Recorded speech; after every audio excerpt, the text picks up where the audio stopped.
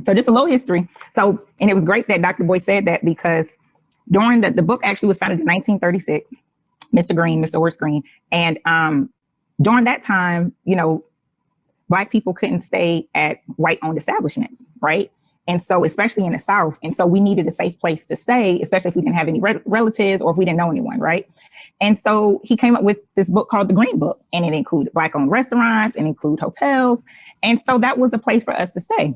And so the book was in publication from about 1936 to about 1966, right? How do we become members of your hotel ownership group? Okay, all right, well, make sure we will answer that.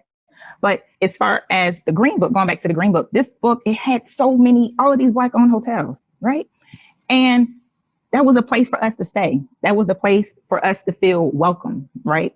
And do y'all know what happened? Do y'all understand what happened? Why all these Black-owned hotels closed?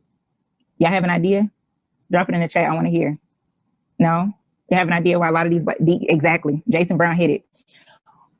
Once integration came into place, a lot of people started to stay at white-owned establishments. And so, unfortunately, a lot of our Black-owned hotels had to close their doors, or they closed their doors, or the families inherited the hotels, and it was just too much for them to keep it open, right? And so it was just been this recent notion that people didn't realize that as a Black community that we can own hotels. And as you can see, we can own hotels too, because we've done it before. Right. We've been owning hotels since the 1800s. The Wormley Hotel in the DC area was actually one of the first Black-owned hotels. So we've been doing this for years. For over 100 years, we've been owning hotels. As I'm still in Omari Head's line. We were the original Airbnbs, right?